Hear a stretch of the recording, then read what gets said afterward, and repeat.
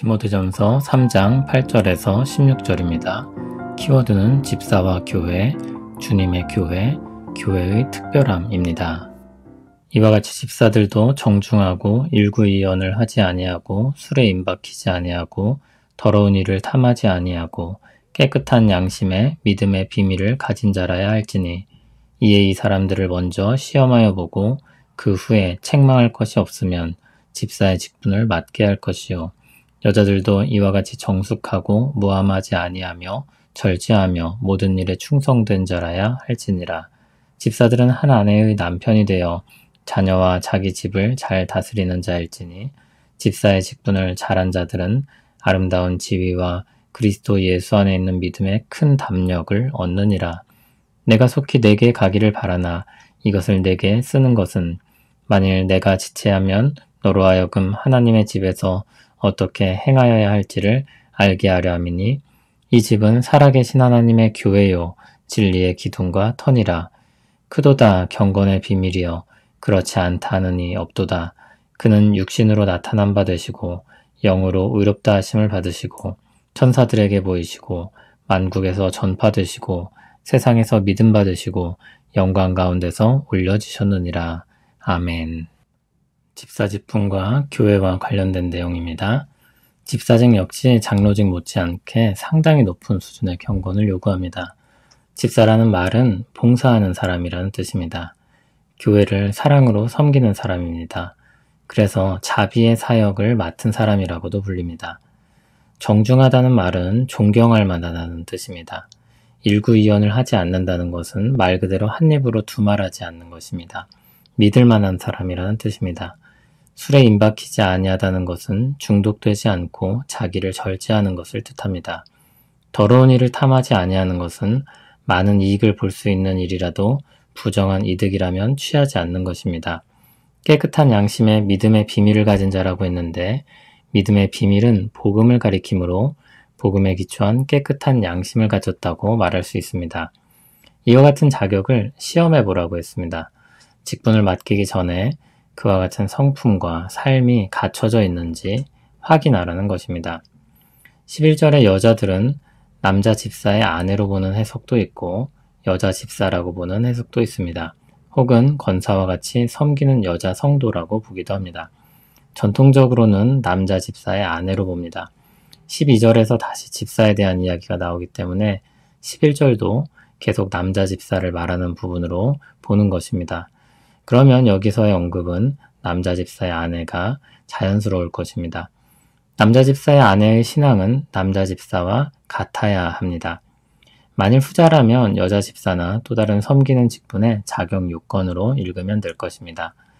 어느 쪽이든 교회 안에서의 여자의 영향력과 지위에 대해 사소하게 여기지 않고 중요시하고 있음을 보여줍니다. 그리고 중요한 역할이 있다는 것을 이야기하는 것이기도 합니다. 정숙은 앞에서 정중하다는 말과 같은 단어를 쓰고 있습니다. 그러므로 존경받을 만하다는 뜻입니다. 모함하지 아니한다고 했으니 험담이나 비방하는 말을 하지 않는 것입니다. 앞에서 일구이연하는 것과 같이 말에 대한 부분입니다. 절제는 앞에서 말한 술에 임박이지 아니한 것과 비슷합니다. 충성은 신실한 것, 다시 말해 믿을 만하다는 뜻입니다. 12절은 다시 남자 집사에 대한 내용입니다. 집사는 한 아내의 남편이 되며 자녀와 자기 집을 잘 다스리는 자라고 했습니다. 이 역시 감독 직분과 같이 가정 생활에서 증명된 사람이어야 함을 뜻합니다. 아름다운 지위를 주신다고 했는데 하나님이 충성된 자를 높이실 것입니다. 가장 높으신 하나님의 인정과 칭찬을 받는 것을 뜻합니다. 또한 그리스도 예수 안에 있는 믿음에 큰 담력을 얻을 것이라고 했습니다. 아무리 두렵고 떨리는 상황이 있어도 흔들리지 않고 굳건히 갈 길을 가는 담대한 마음입니다. 그 담대함으로 그리스도 예수 안에 있는 믿음의 삶을 사는 것입니다. 세상이 감당할 수 없는 믿음을 소유하는 것입니다. 직분에 대한 자격에 이어서 직분자에게 주시는 은혜를 말했습니다. 교회를 섬기는 직분에 대해 이야기하고 이제 자연스럽게 교회에 대한 이야기로 넘어갑니다. 사도는 디모데에게 속히 가기를 바라지만 지체하게 될 것만 같습니다. 그래서 디모데가 교회를 섬기기 위해서 필요한 이야기들을 합니다. 무엇보다 중요한 것은 교회가 무엇인지 잊지 않고 놓치지 않는 것입니다. 교회가 무엇입니까? 먼저 하나님의 집이라고 했습니다. 집이라는 말은 거주하는 집을 가리킬 수도 있고 함께 사는 식구나 가족을 말할 수도 있습니다. 여기서는 하나님께 속한 사람들을 가리킵니다. 바로 주 안에서 한 가족이 된 신자들의 공동체입니다. 살아계신 하나님의 교회라고도 했습니다. 앞서 가족이라는 개념에 붙여서 말한다면 살아계신 하나님께 속한 가족입니다. 살아계신 하나님이라는 분명한 구심점이 있습니다. 또 교회는 무엇입니까? 진리의 기둥과 터입니다. 동상을 세우면 동상을 높여서 멀리서도 볼 수 있도록 돌과 같은 것으로 높이 쌓습니다. 그게 여기서 말하는 기둥을 가리킵니다. 그리고 그 위에 평평하게 널찍한 판을 깝니다. 그게 터입니다. 다시 말해 교회는 하나님께서 진리를 드러내도록 하기 위해 높이 두신 기둥과 터입니다. 세상을 비추는 산 위의 동네라고도 할 수 있습니다. 그러면 교회가 드러내야 할 진리가 무엇입니까? 바로 놀라운 경건의 비밀인 그리스도의 복음의 소식입니다. 주님은 육신으로 나타난 바 되시고 영으로 의롭다 하심을 받으시고 천사들에게 보이시고 만국에서 전파되시고 세상에서 믿음 받으시고 영광 가운데서 올려주신 분입니다. 이 땅에 주께서 오셔서 우리를 위해 행하신 일들입니다. 이것이 교회가 드러내야 할 진리입니다. 세상을 비추는 빛입니다. 이를 위해 하나님께서 주님의 교회를 이 세상에 두셨습니다. 이것이 바로 교회의 존재 목적입니다. 주님의 교회에 대한 말씀과 집사직에 대한 내용을 살펴보았습니다. 집사는 주님의 교회를 세우는 봉사자이며 하나님의 동역자입니다.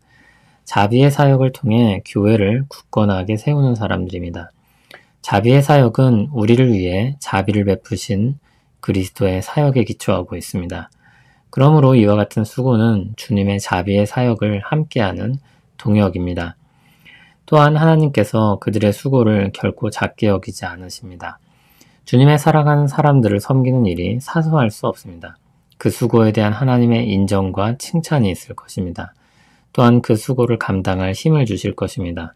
장로와 집사 그리고 모든 성도들을 통해 주님의 교회가 세워집니다. 주님의 교회는 살아계신 하나님의 가족입니다. 하나님은 그들을 모으셔서 세상을 비추는 산 위의 동네가 되게 하셨습니다. 예수 그리스도의 놀라운 복음을 드러내게 하셨습니다. 교회를 다스리는 장로도 교회를 섬기는 집사도 모두 그 일을 위해 섬기는 것입니다. 서로 다른 일을 하거나 경쟁하는 것이 아닙니다.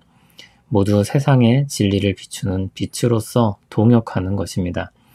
교회는 살아계신 하나님의 가족이며 세상을 비추는 진리의 기둥과 터입니다. 주님의 교회가 특별한 이유는 주님이 우리를 부르셨기 때문입니다. 살아계신 하나님의 사람들로 모으셨기 때문입니다. 세상을 비추는 빛으로 우리를 높이 드셨기 때문입니다. 부디 이와 같은 우리의 정체성을 잃어버리지 않기를 바랍니다. 그리고 그 정체성이 짐이 아니라 영광이 되기를 원합니다. 또한 그 정체성을 가지고 억지가 아니라 기쁨으로 힘써 살아가기를 소원합니다. 하나님께서 우리를 구원하시고 교회로 모이게 하시는 은혜를 찬송합니다. 우리 각 사람들을 주님의 사랑으로 특별하게 부르시고 그 은혜로운 부르심을 온 세상에 나타내게 하시니 감사합니다. 그 은혜 가운데 크고 작은 섬김을 통해 교회를 세우게 하옵소서. 또한 우리 각 사람이 그 안에서 자라가게 하옵소서. 은혜의 풍성함을 나타내고 누리는 우리 모두 되게 하옵소서. 예수님 이름으로 기도합니다. 아멘.